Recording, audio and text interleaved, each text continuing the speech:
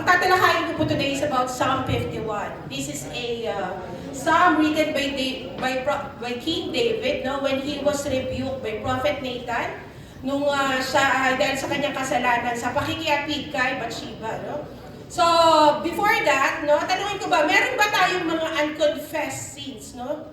Yung mga kasalanan na hindi natin naidulog at hindi natin naihingi ng tawad sa Panginoon, no? Ang unconfessed sin, Lord, po ay naglalayo sa atin sa Panginoon and it does not glorify the Lord. So for every sins that we do, no, we should repent. And repentance is not just by crying, no? Hindi po siya by crying lang. Hindi lang siya basta by emotions. True repentance po is turning away from our sins and turning towards God and being obedient to His will, no? It's having a change of our hearts, a change of our actions, no? And staying away, no? As much as we can, no? To stay away from those sins, no?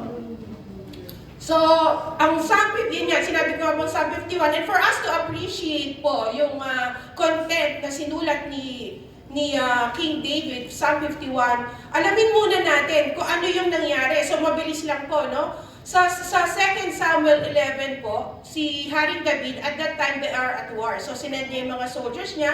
Si Haring David ay naiwan sa kaharian. And then naglalakad siya sa palasyo, nakita niya ang isang babae na naliligo. During that time, Bathsheba was purifying herself kasi katatapos lang ng period niya. So naliligo siya sa isang ilog, nakita siya at nagandahan si King David sa kanya. So ipinatawag siya na may nangyari sa kanila, no? So nakiapid si Haring David. Tapos, eventually, nabuntis po si Bathsheba. Si Bathsheba at that time, meron siyang asawa, si Uriah, one of the loyal soldiers of King David. Si Uriah na nasa digmaan, no, na nasa war, pinatawag siya ni King David kasi nabuntis nga si Bathsheba at sabi niya, umuwi ka muna, magugas ka ng paa at sapingan mo ang iyong asawa para yung batang pinagbubuntis ni Haring David ay maako ni Uriah, no? Uriah the Hittite. So, hindi ginawa yun ni Haring David the first night. So, second day, pinatawag uli siya ni Haring David. Sabi niya, tapos uminom sila ng alak and then gusto niya uli pauwiin si Uriah the Hittite. So, hindi uli ginawa. So, ang naisip na lang ni Haring David, no, para mapagtakpan yung kanyang kasalanan, is sinabihan niya yung leader ng kanyang army. Sabi niya, dyan sa gitna ng digmaan, ilagay mo sa unahan si Uriah. Tapos, kapag sa kainitan na ng laban, umatras kayo ng unti para mamatay si Uriah. So, nakita niyo po, nagkasala na siya sa pakikiapid at para pagtakpan, no, pinapatay pa niya yung asawa ni Bathsheba. So, hindi pa nalalaman ni Haring David. Minsan pag nagkakasala, meron niyang kasamang pleasure, no? So, wala pa rin awareness si Haring David sa ginagawa niya. Until dumating si Prophet Nathan. Ang sabi ng Prophet Nathan, no, merong isang mayaman tao, marami siyang alagang hayop. Tapos, merong isa naman na meron siyang nag-iisa na tinatabi pa niya sa pagtulog, inaalagaan niya, nag-iisa lang yan. Yan yung mahirap na tao. At yung mayaman na tao, nagkaroon siya ng bisita. Hindi siya kumuha dun sa napakaraming niyang alagang hayop. Kinuha niya yung alaga nung nag-iisang alaga nung mahirap. Nagalit si Haring David. Sabi niya, dapat magbayaran yan.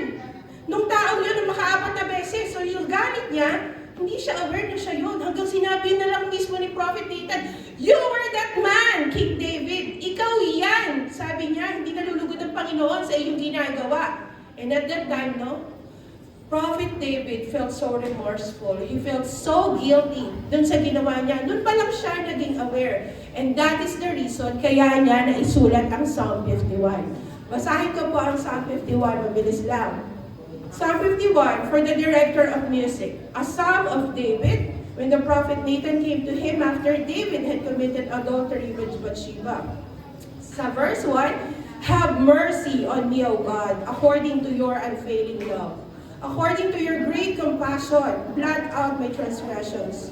Wash away all my iniquity and cleanse me from my sin. For I know my transgressions, and my sin is always before me. Against you and you only have I sinned and done what is evil in your sight. So you are right in your verdict and justified when you judge. Surely I was sinful at birth, sinful from the time my mother conceived me. Yet you desired faithfulness even in the womb. You taught me wisdom in that secret place. Cleanse me with hyssop, and I will be clean. Wash me, and I will be whiter than snow. Let me hear joy and gladness. Let the bones you have crushed rejoice. Hide your face from my sins, and blot out all my iniquity. Create in me a pure heart, O God, and renew a steadfast spirit within me. Do not cast me from your presence, or take your Holy Spirit from me. Restore to me the joy of your salvation, and grant me a willing spirit to sustain me. Then I will teach transgressors your way, so that sinners will turn back to you. Deliver me from the guilt of bloodshed, O God. O you who are God, my Savior, and my tongue will sing of your righteousness. Open my lips, Lord, and my mouth will declare your praise. You do not delight in sacrifice, or I would bring it. You do not take pleasure in burnt offerings. My sacrifice, O God, is a broken spirit, a broken and contrite heart. You, God, will not despise. May it please you to prosper Zion, to build up the walls of Jerusalem. Then you will delight in the sacrifices of the righteous, in burnt offerings offered whole, then bulls will be offered in your altar. No? O, ang Panginoon po ang magpuri sa pagkakabasa ng kanyang buhay at banal na salita. No? So, hinati-hati na lang po natin yan sa according to the verses and their lessons. No? So, sa verse 1, no, this is a plea of King David for mercy, no? And his confession, sabi niya, have mercy on me, O God, according to your unfailing love. According to your great compassion, blot out my transgression, wash away all my iniquity, and cleanse me from my sin. In-acknowledge po ni Haring David yung kanyang kasalanan at humingi siya ng pagpapatawad sa Panginoon. No? Alam niya yung importansya of recognizing the sin, and alam niya na there is also no excuse para sa bigat ng kasalanan na kanyang ginawa. Notice that he used here 3 words, no? Ang sabi niya, transgressions, iniquity, and sin, no? Ang transgression is a rebellion from God's authority and law. Ang iniquity is a distortion of what should be, and sin is a missing of the mark, no? Sa paggamit po niya ng David emphasized, no, na alam niya kung gaano kabigat, and he is repentant for what he did. Sabi po sa Isaiah chapter 1 verse 18, hali kayo at tayo'y magpaliwanagan, sabi ni Yahweh. Gaano man kapula ang inyong mga kasalanan, no? Gaano man ito kalalim, kayo'y aking papuputiin tulad ng yelo o bulak. Kayo'y aking lilinisin, sabi ng Panginoon. Sa 1 John 1:9, sabi niya, if we confess our sins, He is faithful and just to forgive our sins and cleanse us from our righteousness, no? So, in sa verse 3 to 6, sabi ni Haring David, for I know my transgressions, and my sins is always before me. Against you and you only have I sinned, and done what is evil in your sight. So you were right in your verdict, and justified when you judge. This is a confession of sin of what King David have done. No? He recognized the severity of what he has done. And yung power of confessions kasi, no? Part yan ng ating repentance. You cannot repent without first confessing your sins. So sabi po sa Proverbs chapter 28 verse 13, ang nagkukubli ng kanyang sala ay hindi mapapabuti, ngunit kahahapagan ng Diyos ang nagbabalik loob at nagsisisi. Mapalad ang taong sumusunod sa ating Diyos, ngunit ang matigas ang ulo ay mapapahamak. Sa James 5:16 sabi, kaya nga ipagtapat ninyo sa inyong mga kapatid ang inyong mga kasalanan at ipanalangin ninyo ang isa't isa upang kayo ay gumaling. Praise God. So verse 7 to 9, no? Sabi ni King David, cleanse me with hyssop and I will be clean. Wash me and I will be whiter than snow. Let me hear joy and gladness. Let the bones you have crushed rejoice. Hide your face from my sins and blot out all my iniquity. This is a request for purification mula sa Panginoon. Nung time po ng Exodus, no, nung dadaan yung angel of death, no, para maibahin yung dugo ng lamb, no, para hindi mamatay ang mga Israelita, no. hindi mamatay ang mga firstborn ng mga Israelita, no? Gumamit sila ng hyssop. So, it is symbolical for the purification ng Lord, no? David also asked for God to restore his purity. He knows that forgiveness from God will be able to transform him from a sinner to a reformed person that is submissive to God's will. Kaya sabi po sa Psalm 103 verse 12, kung gaano kalayo ang silangan sa kanluran, gayon din niya inalis sa atin ang ating mga kasalanan. Kung paano nahahabag ang ama sa anak, gayon siya nahahabag sa may takot sa kanya. And Isaiah 43 verse 25, gayon man ako ang Diyos, sabi ng Panginoon, nagpapatawad sa inyong mga kasalanan. Hindi ko na aalalahanin pa ang inyong mga kasalanan. So verse 10 to 12 po, nakasulat, create in me a pure heart, O God, and renew a steadfast spirit within me. Do not cast me from your presence, or take your Holy Spirit from me.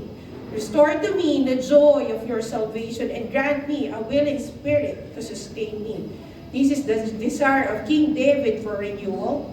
And yung alam niya that God has the ability to renew and restore our hearts, to make us holy and righteous again. Sabi po sa Ezekiel 36, verse 26, bibigyan ko kayo ng bagong puso at bagong espiritu. Ang masuwayin inyong puso ay gagawin kong pusong masunurin. And Romans 12, chapter 2 says, huwag kayong makiayon sa takbo ng mundong ito. Do not conform with the patterns of this world. Sa halip, hayaan ninyong baguhin ng Diyos ang inyong pag-iisip upang maunawaan ninyo ang kanyang kalooban. Sa gayon, magagawa ninyo kung ano ang mabuti, kalugod-lugod at ganap na kalooban ng Panginoon. And in verse 13 to 17, no, sabi ng sinulat ni Haring David, then I will teach your transgressors your ways, so that sinners will turn back to you. Deliver me from the guilt of bloodshed, O God. You who are God, my Savior, and my tongue will sing of your righteousness. Open my lips, Lord, and my mouth will declare your praise. You do not delight in sacrifice, or I would bring it. You do not take pleasure in burnt offerings. My sacrifice, O God, is a broken spirit. A broken and contrite heart, you, God, will not despise. This is a promise of David to worship and witness. No? Nung patuloy na nagkakasala si Haring David, no? Hindi niya na maibuka yung kanyang bibig para magpuri sa Panginoon, no? Hindi niya nalalaman, lumalayo na po ang kanyang puso sa Panginoon. And we have to remember, no? Let's go back to 2 Samuel chapter 6. Si David, he worships with all his might. That even yung wife niya, si Michal, na anak ni Haring Saul, no? Sinasabi niya, you are not different now from commoners. Sabi niya, half naked ka, nakikita ka ng mga slave girls, ganyan ka mag-worship. But David, no? He loves God so much. He worships with all his might. Wala siyang pakialam sa sasabihin ng mga tao. Ganyan po si Haring David. Kaya talagang nalulupod si Haring David, ang Panginoon sa kanya. At nung nagkasala siya, no, nawala yan sa kanya. Ganyan din po tayo pag nagkakasala. Tumitigas ang ating puso. Hindi natin maitaas ang ating kamay, no? Kasi ang pagtaas ng kamay is an act of surrender, no? Abutin natin ang Panginoon.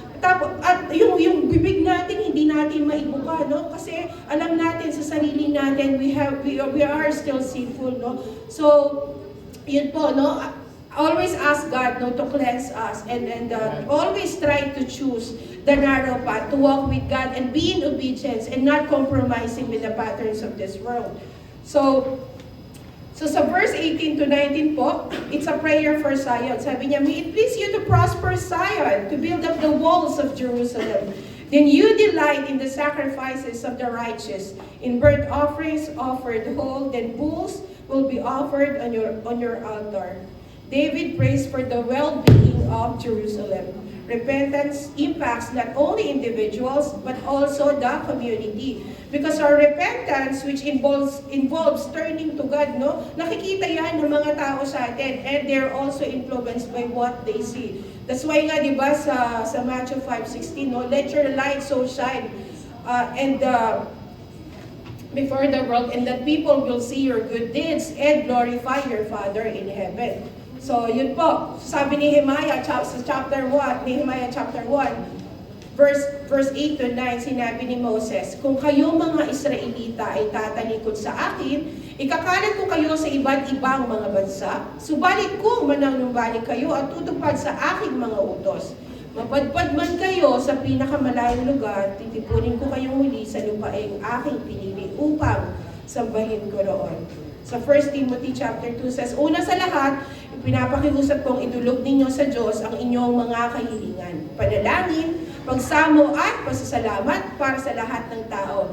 Dalangan rin ninyo mga hari at may kapangyarihan upang tayo ay makapamuhay ng tahimik, payapa, makadiyos at parangal. Purihin po ang Panginoon. No? Confession and repentance are part of foundations of being a Christian. God is merciful and gracious, and God desires for all of us to be righteous. Sabi niya, be holy, for I am holy. And in 2 Corinthians, he who has no sin became a sin for all of us, so that through him we might become the righteousness of God.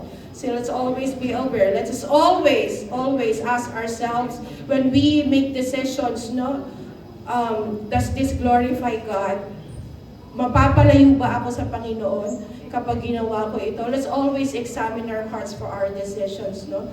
Amen po, purihin po ang Panginoon. Let us pray. Father, the best I know, the best I can, I have delivered your message. We thank you, Father, for allowing us to give glory to your name, Lord. And we pray, Lord, for everyone here and even in online, that your words will penetrate their hearts, Lord. That it will not come back empty, Lord. That they will always choose in their free will, Lord, not for their own desire or to for the lust of the eyes or the flesh or the pride of life, Lord, but for that free will to be used for your glory, to serve you. In Jesus' name we pray. Amen.